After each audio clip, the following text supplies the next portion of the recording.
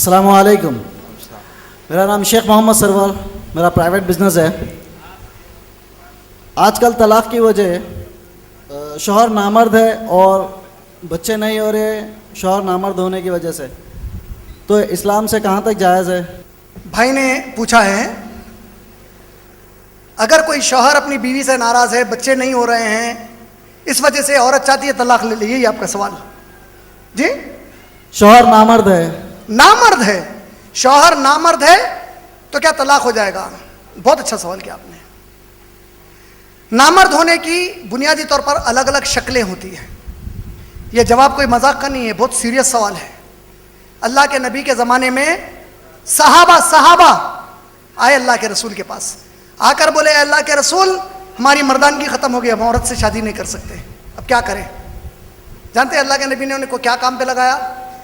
اللہ کے نبی نے کہا میرے مسجد نبوی میں جو زنانے کا ایریا ہے اس کی حفاظت پر ٹھہر جاؤ. نامرد جب تک گندے کام نہیں کرے گا اسلام میں کوئی گناہ نہیں ہے.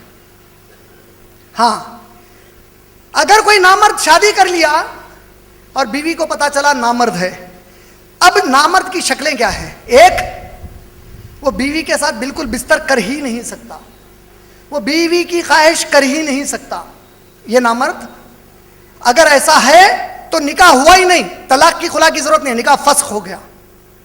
اب سنیں میں بولا ایلا زہار لیان تخیر فسخ. فسخ مانے اگر فرض کوئی کنڈیشن پورا نہیں ہوا تو نکاح ہوتا ہی نہیں. فرض کیا ہے؟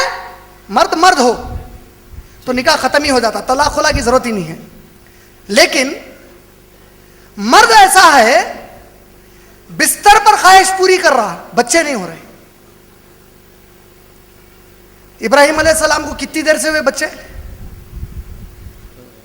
سارا علیہ السلام، ابراہیم علیہ السلام بوڑھے ہونے کے بعد اسماعیل علیہ السلام پیدا ہوئے.